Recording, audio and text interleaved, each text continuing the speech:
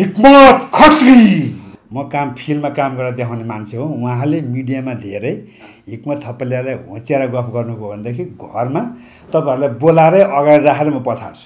2-3 वर्ष उहाँले अझै ट्रेनिङ गर्नै पर्छ। त्यो 2-3 वर्ष ट्रेनिङ गर्नको लागि उहाँले त्यसले त उमेर पनि कता जाला। त्यो उहाँले त्यो के कुनै कहाँको फल जस्तो हो मसँग खेल्नु भनेको। एकपल्ट पछाड्दाखेरि त्यो मान्छे त्यो के गाउँतिर त हिले माछा भन्छ, त्यसलाई आँगनमा पछाडे जस्तै प्याट्ट जिउ अररिन्छ। उहाँको त मेरो साथमा पुरै बन्दुक छ, लाइसेन्सवाला पिस्तल छ, लोड गर्न आएको छु, त्यस्तै पर्यो भने सुट गर्नको लागि युज गर्न पनि लागि भन्नुभएको छ। तपाईँलाई डर लाग्छ त्यत्रो मिडियामा आएको छ। कहिले के हुन्छ भने टोयलेटभित्र फोहोर गर्नुहुन्न भनेर लेखा हुन्छ कि, तर टोयलेट फोहोर गर्ने ठाउँमै हो। त्यस्तै उहाँको त्यो पत्र भयो भने उहाँसँग त्यो घरै एटम बमको बनाएर राखे पनि गर्ने मान्छेले काम गर्छ। उहाँले अहिलेसम्म ब्यास खानुभएकै त्यो राँगा एक मुका हाने भनेर उहाँको त्यो सिम्पेथी पाउनु भएको हो। हामी चाहिँ अहिले पनि फिल्ममा डेमो देखाउने, रिङमा खेल्ने र अहिले पनि नेसनल इन्टरनेसनल ठाउँमा रेफ्री गर्ने खेल्ने भएकोले म अहिले फिल्ममा छु। त्यो खालको डराउने मसँग उ छैन। त्यो बेल्टको हेभीवेट च्याम्पियन भनेकै म हो नेपालको। अहिलेसम्म मेरो जापानलाई जितेँ, स्पेनलाई जितेँ, युएसएलाई जितेँ। त्यो जितेको कारणले हेभीवेट च्याम्पियन नेपालको म हो। 50-60 जना त मैले टाउकै फुटाएको छु, ढाड फुटाएको छु, हात फुटाएको छु। हरेकचोटि हान्दाखेरि उनीहरूको त्यो चाँचा चिराएको छ। 50-60 जना त त्यो चिराएकै छु मैले। किनभने म उहाँभन्दा धेरै गुणामै त्यो छु, शक्तिशाली छु र मैले जिते पनि फलानाले जित्यो भन्ने हुन्छ, हारे पनि राजा खड्कीलाई पनि हिक्मत थपलियालाई पछाडो भन्ने हुन्छ। फेरि पनि उहाँले मलाई भाइ फोन गरेर यहाँ त्यहाँ भन्नु भने मेरो आफ्नो किसिमको छ त्यो त। त्यसलाई म फेरि उहाँलाई गएर फेरि त्यो घरमै गएर उहाँको त्यो पिँढीमै आँगनमै के भन्छ पापा जस्तै पछाड्छु। त्यो निस्केपछि उहाँले मलाई इङ्गित गरेर योसँग खेल्छु भन्नुभयो। भने मलाई त इन्टरनेसनलका के भन्छ खेलाडीहरूले त मलाई त्यसरी इङ्गित गर्दैनन् भने, सोचेर डराउँछन् भने ऊ चाहिँ अब सानदेखि अब हामी बोल्दैदेखि चिनान भएर हो के गरेर इङ्गित गर्नुभयो। त्यो भएपछि मैले उहाँलाई त्यो खालको जवाफ नदिँदा के हुन्छ त। तैँले यसलाई किन उलिस, ए मैया काछे भन्, तेरो टाउको काटेर झोलामा हालिदेऊला, जू खोलामा फ्यालिदेऊला, मैया काछे भन् भनेर ट्याङ ट्याङ हानेको सटहरू छ। हिक्मतजीलाई स्वागत गर्न चाहन्छु सम्पूर्ण मिडियामा। थ्याङ्क यू, धन्यवाद। हजुर, अब अस्तिबाट भाइरल हुनुभएको छ तपाईँ होइन? भाइरल हुनकै लागि भन्नुभएको हो कि भाइरल हुन्छु कि भनेर सोच्नु भएको हो कि के हो? यो भ्यागुटा पछाड्छु भन्नुभयो नि राजेन्द्र खड्कीलाई, के हो? भाइरल हुनकै लागि यी शब्द बोल्नुपर्ने आवश्यकता छैन मलाई। म आफै पनि नेसनल प्लेयर, रेस्लिङको, करातेको, मुभी मेकर, कलाकार, धेरै इभेन्टहरू गर्ने व्यक्तित्व भएकोले म आफै नेसनल इन्टरनेसनल खेलाडीहरू त्यहाँ आइरहेको बेलामा राजेन्द्र खड्कीज्यूलाई पनि कसैले निमन्त्रणा गर्नुभएको थियो, त्यहाँ आउनु भएको रहेछ। अनि त्यहाँ अब कसले सोध्नुभयो, म उसँग खेल्छु, यसले पछाड्छु भन्ने खालको गर्नुभयो। त्यसमा ठिकै छ, ओके, एउटा इन्टरटेनमेन्ट गेम हो, पर्यटक गेम हो, खेल्दा हुन्छ भन्ने खालको मेरो सोच थियो। तर उहाँ चाहिँ खेल्छु भन्न थाल्नुभयो। अनि त्यस पछाडि तपाईँ मसँग नखेल्नुहोस्, हारे पनि बेइज्जत, जिते पनि बेइज्जत मलाई चाहिँ। किनभने म उहाँभन्दा धेरै गुणामै त्यो छु, शक्तिशाली छु र मैले जिते पनि फलानाले जित्यो भन्ने हुन्छ, हारे पनि राजा खड्कीलाई पनि हिक्मत थपलियालाई पछाडो भन्ने हुन्छ। त्यो भएकोले मैले हारे पनि बेइज्जत, जिते पनि बेइज्जत। त्यो डराउने भन्ने कुरा त छैन। म अहिले पनि रिङमै छु। आज भोलि पनि म आजभन्दा 1 हप्ता अगाडि पनि म रिङमा भएको मान्छे कसरी डराउँछु? म आफै राजेन्द्र खड्कीको बारेमा सुन्नु भएको थियो कि थिएन? उहाँले त राँगा पछाड्नु हुन्थ्यो अरे एक मुका हानेर, अनि तपाईँ भ्यागु त पछाड्छु भन्नुभयो। अडियन्सलाई अलिकति पचेन क्या यो कुरा? उहाँले अहिलेसम्म ब्यास खानुभएकै त्यो राँगा एक मुका हाने भनेर उहाँको त्यो सिम्पेथी पाउनु भएको हो। हामी चाहिँ अहिले पनि फिल्ममा डेमो देखाउने, रिङमा खेल्ने र अहिले पनि नेसनल इन्टरनेसनल ठाउँमा रेफ्री गर्ने खेल्ने भएकोले म अहिले फिल्ममा छु। त्यो खालको डराउने मसँग उ छैन। पछाड्ने होइन, उहाँलाई त अब सम्मानित मान्छे हो, सम्मान गरौँला। मेरो वेटमा म जतिको मान्छे कुनै पनि खेलाडी ल्याउनुहोस्, उसँग त्यो MMA खेले जतिकै नकआउट सिस्टममै खेलिदिन्छु म। अहिले पनि म त्योसँग म बिहानै बेलुकै व्यायाम गरेर मसँग त्यस्तो तागत छ। अस्ति त्यो इन्टरभ्यू हेर्दाखेरि चाहिँ खासै त्यस्तो देखिएको थिएन। आज त पुरा खतरनाक लुक्स ल्याउनु थियो। लुक्सले पनि पत्याउला कि मान्छेले भनेर हो कि यस्तै हो कि लुक्स तपाईँको के हो? यस्तो छ, म अलिकति जब रेस्लिङ खेल्दाखेरि रेस्लिङमा जाने मुभी खेल्दा मुभीको फिल्डमा जाँदाखेरि आफ्नो गेटअपलाई ड्रेसअपलाई म अलिक फरक ढङ्गले गर्छु। म कुनै मतलब बागमती प्रदेशको म संयोजक छु, जिल्लाको पहिला खेलकुदको संयोजक थियो, अहिले म के भन्छ कलेज सञ्चालक पनि हो। त्यो बेलामा यो रूपले त जानु भएन, विद्यार्थीले यो रूप त रुचाउँदैनन्। त्यो भएकोले म अलिक सिम्पल हुन्छु, रिङमा फिल्डमा त म यस्तै नै हो। त्यही त तपाईँलाई अस्तिको वार्ता पछाडि धेरैजना अडियन्सले याद पनि गर्नुभएको छ होइन, त्यो बोलेको शब्द पनि भाइरल भएको छ। राजेन्द्र खड्की सरले चाहिँ के भन्नुभयो तपाईँलाई त्यस पछाडि, ए भाइले त मलाई यस्तो भनेछ भनेर थर्काउनु भयो कि भएन? फोन आएको छैन तपाईँलाई?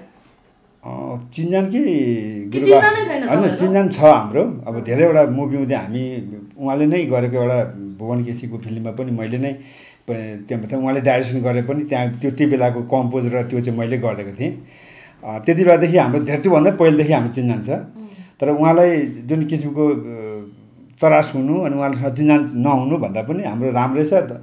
फोनमा हुँदा पनि यही विषयमा चाहिँ उहाँको छेउछेउको साथीहरूले गर्नुभएको छ र मेरोको छेउछेउको साथीहरूले हामी दुईजनालाई चिन्ने पनि तपाईँहरूको के भएको यो भनेर बडो चर्चाको विषय चाहिँ बनाएको छ। उहाँले किन तपाईँहरू यति मिलिरहेको साथीहरू पहिले फेरि अलि यसरी हानहान गर्ने, त्यो राजेन्द्र त जहिले त्यस्तो त्यस्तो भयो हिक्मत तपाईँ किन यस्तो भएको भन्ने खालको कुराहरू आइरहेको छ। अनि उहाँले त्यति भन्नु त फेरि घरमै गएर पछारिहाल्थ्यो नि, त्यही पछाडि जस्तै भनेको थियो त्यसै गरिहाल्थ्यो नि। फेरि पनि उहाँले मलाई ए भाइ फोन गरेर यहाँ त्यहाँ भन्नु भने मेरो आफ्नै किसिमको छ त्यो त, त्यसलाई म फेरि उहाँलाई गएर फेरि त्यो घरमै गएर उहाँको त्यो पिँढीमै आँगनमै के भन्छ पछार्दै पछार्छु। भन्नुभयो तपाईँलाई राजेन्द्र खड्की पनि रिस उठा हो कि होइन, अब त्यो आफ्नो बल देखाउन खोज्नु भएको हो कि त्यो के कुरामा निस्क्यो तपाईँले त्यस्तो पछाडि यस्तो छ भन्ने पनि छ होइन? त्यहाँ यस्तो भयो, त्यहाँ एउटा नेसनल इन्टरनेसनल गेम भइरहेको सन्दर्भमा राजेन्द्र खड्कीले पनि चिन्ने साथीहरूले तपाईँ रेस्लिङ खेल्दै हुन्थ्यो भन्ने खालको कुरा निस्क्यो। त्यो निस्किएपछि उहाँले मलाई इङ्गित गरेर योसँग खेल्छु भन्नुभयो। तपाईँलाई रिस उठ्यो अनि मलाई त इन्टरनेसनलका के भन्छ खेलाडीहरूले त मलाई त्यसरी इङ्गित गर्दैनन् भने सोचेर डराउँछन् भने ऊ चाहिँ अब सानदेखि अब हामी बोल्दैदेखि चिन्जानबाट हो के गरेर इङ्गित गर्नुभयो। त्यो भएपछि मैले उहाँलाई त्यो खालको जवाफ नदिँदा के हुन्छ त? हिक्मत तपाईँले फेरि हङ गरेर बाघ जस्तो गरिदिनु मान्छे म्याउ गर्नु त, म्याउ गर्नु त भएन, त्यसरी गरिदिएको हो मैले पनि। भनेपछि तपाईँहरू दुईजनालाई रेस्लिङको यो उसमा रिङमा मात्र थाहा पाइन्छ कसले कसलाई पछाडिन्छ भनेर चाहिँ नि त? यस्तो छ, उहाँ मार्सल आर्ट्सको खेलाडी हुनुहुन्छ, म पनि मार्सल आर्ट्सको 5 डन हुँ। मसँग यो नेपालमा 57 सालमा रेस्लिङ भित्रकै अध्यक्ष म र हिमालयन टाइगर मेरो गुरु, उहाँलाई पनि यो व्यवस्था यसो गर्नुपर्छ भनेर आज 150 खेलाडी 500वटा रेस्लिङका रिङहरू हुनु कारण भनेको यो मेरो हिजोको दिनको त्यो आज 20औँ वर्षको यो देन छ। अब उहाँलाई ठ्याक्कै रेस्लिङ खेल्नको लागि अभ्यास चाहिन्छ। उहाँले मसँग खेल्नको लागि अझै 2-3 वर्ष ट्रेनिङ गर्नुपर्छ। होइन 2-3 वर्ष उहाँले अझै ट्रेनिङ गर्नै पर्छ। त्यो 2-3 वर्ष ट्रेनिङ गर्नको लागि उहाँले त्यसले त उमेर पनि कता जाला। त्यो उहाँले त्यो के कुनै कहाँको फल जस्तो हो मसँग खेल्नु भनेको, त्यो फल कुनै क्या खान्छु भने जस्तो उहाँले त्यो गाह्रो छ उहाँलाई। हजुर, हिक्मतजीलाई हामीले चिन्जान भएको अब लामो समयदेखि काम चाहिँ गरिराख्नु भएको रहेछ होइन, धेरै कुराहरू नेपालमा भित्राउनु पनि भएको छ। रेस्लिङको रेफ्री पनि हुनुहुन्छ, एम्पायर पनि हुनुहुन्छ भन्ने सुन्नमा आयो होइन। के छ त तपाईँको अनुभव कस्तो थियो पहिलाको रेस्लिङ र अहिलेको रेस्लिङ कस्तो छ? पहिला चाहिँ यस्तो हुन्थ्यो कि हुन्ने थिएन होइन, कस्तो थियो त अनुभव पहिलाको? यस्तो छ, पहिले म आफै पनि 49 सालदेखि करातेमा जोडिएर 8औँ साफको लागि तयारी भएको हुँ। त्यस पछाडि त्यही तयारी देख्दै देख्दै धेरै डाइरेक्टरहरूले हामीलाई एक्टरको रूपमा चाहिँ धेरैवटा मुभीमा हामीलाई बोलाउनु हो। त्यसमा धेरै स्टोनहरू दिनु पर्थ्यो ऊ बेलामा। र यहाँ मात्रै नभएर हामीले पारी मद्रासी फिल्महरू जस्तोमा पनि हामीले धेरै दियौँ। अनि त्यो हुँदाहुँदै जुन रेस्लिङ आयौँ, त्यो रेस्लिङमा आउँदाखेरि हाम्रो पहिलो अनुभव कस्तो थियो भने रिङ बनाइयो, त्यो टिभी पनि त्यो बेलामा रङ्गिन टिभी पाइँदैन, टेलिभिजन पनि पाइँदैन। चाबीमा मेरो केबल नेटवर्क मेरो ठुल्दाइको सञ्चालक थियो त्यहाँ। त्यो हेरेर म अलिकति एक्सन मुभीहरू रेस्लिङहरू हेरेर त्यो थियो। त्यो चिज चाहिँ मलाई नेपाली मुभीमा हाल्न पायो भने एउटा एक्सनको रूपमा जान सकिन्छ भन्ने भएकोले मैले त्यसलाई भित्राउन खोजिरहेको थिएँ ऊ बेलामा 57-58 सालमा। अनि हिमालयन टाइगरको पत्रिकामा आइरहेको थियो घरिघरि। उहाँलाई त्यहाँ मैले भैँसी पाटोमा देख्ने बित्तिकै उहाँलाई मैले विभिन्न आर्टहरूबाट बोलाएर लिएर आएँ। आएपछि धेरै ठाउँ खोल्न खोज्दै राष्ट्रिय सभा गृहको भित्रपट्टि खोल्न पाइयो। अब त्यहाँनिर के गर्यो भन्दा रिङ त भाँचिन्छ भनेर हामीले त घरमा गाउँमा खाट बनाए जस्तो यस्तो खाटमाथि चाहिँ ठुल्ठुलो बाक्ला पलाइराखेर फेरि भाँचिन्छ भनेर मुनि माटो राखेर अनि माथिपट्टि कालो म्याट पाउँथ्यो यत्रो त्यो राखेर गरेको। त्यो एकपल्ट पछार्दाखेरि त्यो मान्छे त्यो के गाउँतिर त हिले माछा भन्छ त्यसलाई आँगनमा पछारे जस्तै प्याट्ट जिउ अररिन्थ्यो। जुनै केटा पनि एकपल्ट पछार्यो त्यो हुने।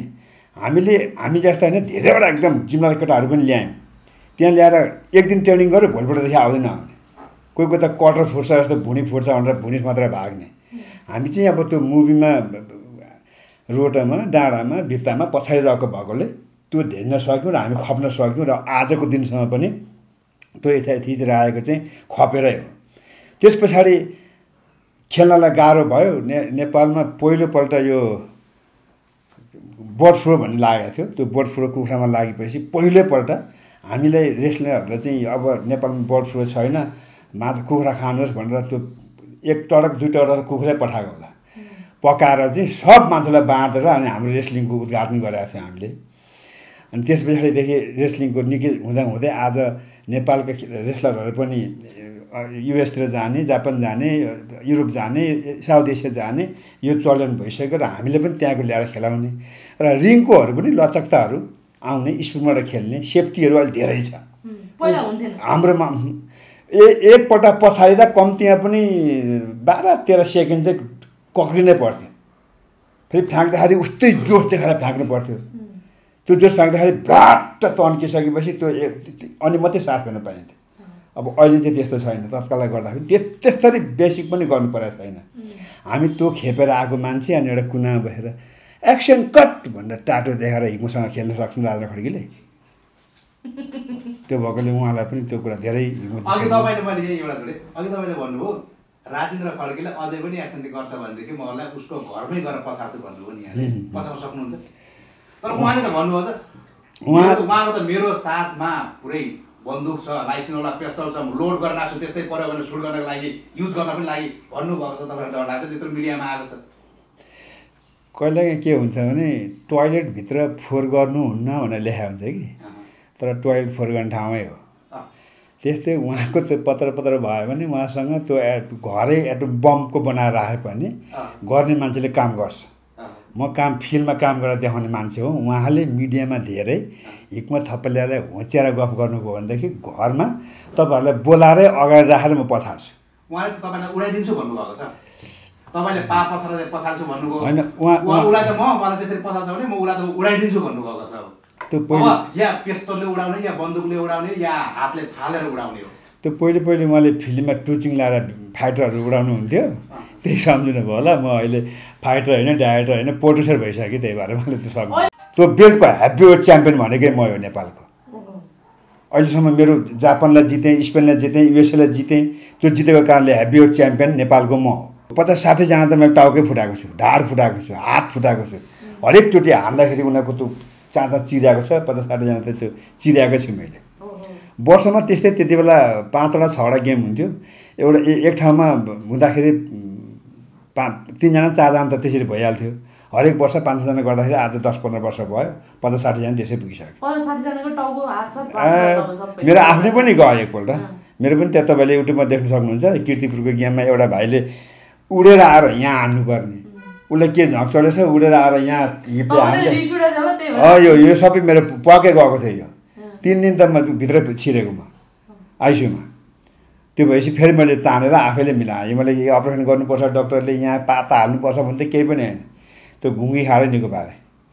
500 किलो घुँगी खायो होला।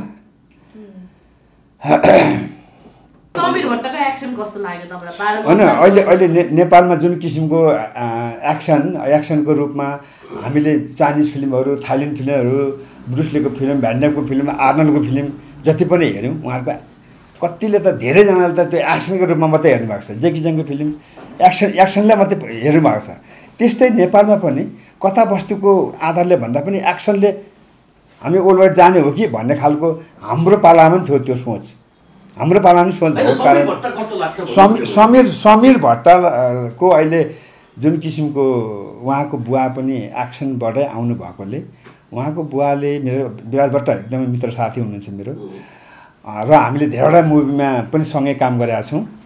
त्यस पछाडि उहाँले आफ्नो जे जति लगाएर आफ्नो छोराप्रति गर्नुभएको छ र उहाँको छोराले धेरै मेहनत गर्नुभएको छ। त्यो मेहनत अनुसारले अस्तिको 12 गाउँ राम्रै देखियो। कुनै बेलामा विराज भट्टले तपाईँको ढाड भाँच्नु भएको थियो अहिले आएर उहाँले त्यो बलिदान भन्ने मुभीमा अहिले यो टिचरहरू देखिरहेको छ निकै राम्रै हुन्छ होला भन्ने ठानेको छु। जस्तो कुनै बेलामा विराजजीले तपाईँको ढाड पनि भाँच्नु भएको थियो। मैदान भन्ने चलचित्रमा तपाईँ के खत्री हुनुहुन्थ्यो होइन, 4 जना दाजुभाइ मध्ये चाहिँ एउटा भीमसेन खत्री हुनुको जेठो, तपाईँ माइनोरी साइलो हुनुहुन्थ्यो। त्यो डाइलेक्ट चाहिँ बोल्दिनँ। हामी 5 भाइमा के अरे भीमसेन खत्री अनि म हिक्मत खत्री, त्यस पछाडि हाम्रो राम खत्री, रत्न खत्री र हाम्रो एकजना तपाईँ त्यसमा हिक्मत खत्री हुनुहुन्थ्यो। म हिक्मत खत्री। त्यसको एउटा डाइलेक्ट बोल्दिनँ। त्यसमा अब जुन किसिमको अगाडि राँगा हुन्छ, राँगा राखेको हुन्छ, राँगालाई काट्नलाई ताकिरहेको हुन्छ, राँगा ताक्ने बित्तिकै रगत आइसकेपछि अनि हामीले दाजुभाइले फ्याट निस्किने बेलामा मैले पनि त्यति बेला चाहिँ यसरी होइन बसेर ओके क्यामेरा छ हिक्मत खत्री भन्ने डाइलेक्टहरू त्यो एउटा इमाजिनको मात्रै छ। त्यस्तै थुप्रै छन् त्यसभित्र फिल्ममा। तैँले यसलाई किन उलिस भन्ने देखेको धेरै डाइलेक्टहरू छन् चाहिँ। आज बिहानमा त्यो मेरो भीमसेन खत्री यानि तपाईँको दाइसँग कुराकानी भएको थियो होइन। त्यो मेरो हिक्मत भाइले के बोलेको, राजेन्द्रजीलाई किन त्यसो भनेको भन्ने प्रश्न गर्नुभएको थियो उहाँले।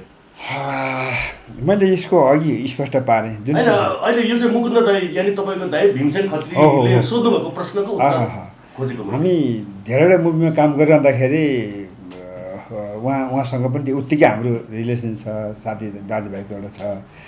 अनि यो कुराहरू मलाई पनि आएको थियो। त्यो राजेन्द्रले त यसो भन्दै हिँड्थ्यो। फेरि तपाईँहरूको के हुन आँटेको हो र कि कुनै फिल्म एउटाजनाले लिन खोज्दा 2 जनाले पाएन भनेर फाइट गर्नु पनि हुन्छ, त्यस्तो के हो भन्दाखेरि त्यस्तो केही पनि होइन। म रेस्लिङमा इन्टरनेसनल रेस्लिङमा त्यहाँ रेफ्री गर्न गएको थिएँ। त्यति बेला चाहिँ उहाँले मलाई इङ्गित गरेर म योसँग खेल्छु भन्नुभयो।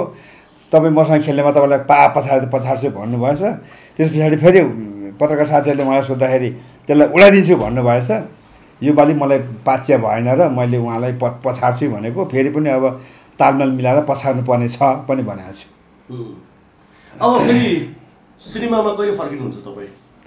सिनेमामा हराएको त छैन, तर जुन क्यामेरामा आउनु पर्थ्यो त्यो चाहिँ। पछिल्लो समय तपाईँले बनाएको सिनेमा कुन हो? पछिल्लो पालामा नाला पानी हो। यसमा चाहिँ नेपालको अहिलेसम्मको धेरै एकदमै खर्चालु मुभी पर्यो। अनि होइन त्यसमा नयाँ कलाकार हुन्छ। उहाँको चाहिँ काँडे तार हो। हाम्रो चाहिँ झन्झनै यो 13 करोडको मुभी हो। 13 करोडमा चाहिँ क्यास नै 7 करोड लाग्यो र अरू चाहिँ आर्मी लगायत उयोहरू सबैले खर्च गरेर त्यो अलिकति त्यस्तै छ। त्यो अहिले यो पछाडि म फेरि बनाउँदैछु। जाँदै अब लामो पनि भइसकेको छ। एउटा डाइलेक्ट बोल्दिनँ तपाईँले, एकदम डर लाग्दो टाइपको होइन। अब तपाईँले तपाईँको आफ्नो भिलेन शैलीमा केटी पट्याउनु पर्यो। मैले नाला के अरे हाम्रो कबड्डी भन्नेमा म पनि आफै पनि पोर्ट्रेट छु। त्यसमा दयाहाङलाई र त्यहाँ हिरोइनलाई र हिरोइनीको बाउको भाइ भएर खेलेको थिएँ। अनि त्यसमा चाहिँ दयाहाङ गाउँबाट काठमाडौँ आउँछ। अनि काठमाडौँ आउँदाखेरि उसलाई मैले त्यो गर्नुपर्ने थियो। तिमीलाई बुढो खोइ भनेर उसले भन्छ। अनि मैले भने ओइ म यहाँ कहाँ छ भन्, नत्र तँलाई टाउको काटेर झोलामा जू खोलामा फ्याल्देऊला। ए म यहाँ कहाँ छ भन्, तेरो टाउको काटेर झोलामा हालिदेऊला, जू खोलामा फ्याल्देऊला। म यहाँ कहाँ छ भन् भनेर ड्याङ ड्याङ हानेको सटहरू छ। अब एउटा तपाईँको भिलेन शैलीमा एउटा कुनै केटीलाई प्रपोज गर्दा कसरी गर्नुहुन्छ? भिलेन शैलीमा, थर्काउने शैलीमा चाहिँ केटी पठाउनु पर्यो तपाईँले। इमेजिन मैले तपाईँले म पनि अज्ञात केटा, तपाईँलाई प्रपोज हान्दाखेरि रिसाउनु हुन्न भनेदेखि मेरो पनि त्यो एउटा अज्ञात केटा हुँ, हामी घर बिहार गरेर बस्छौँ, के छ त्यस्तो भन्छ। ल ठिक छ। अब त्यसैलाई उहाँले अब हे त गुन्डा छ नि त भनेर नि सङ्गीता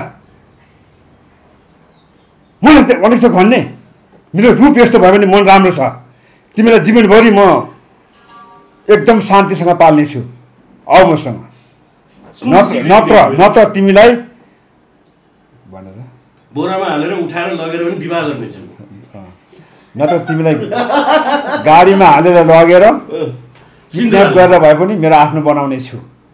हुन्छ हिक्मत सर, समय ओके, थ्याङ्क यू धेरै धेरै सबैजनालाई धन्यवाद। अन्तिममा जाँदै बाई चान्स राजेन्द्र खड्कीलाई भन्नु न, साँच्चै नै चित्त दुख्यो भने चाहिँ के भन्नुहुन्छ? त्यसै पनि तपाईँहरू मित्र, अब त्यसै पनि हामी मित्र हौँ। अहिले यो एउटा कुनै यो उसले गर्दाखेरि मतलब जुन किसिमले हामी एउटा मिडिया मार्फत तपाईँहरूले धेरै ठुलो कुरो पनि नगरिदिनु, इच्छै हुँदा त काहीँ न काहीँ बसेर खेलौँला। हामी अरू धेरै कुराहरू पनि खेलेका थियौँ, यो कुरा पनि खेलौँला।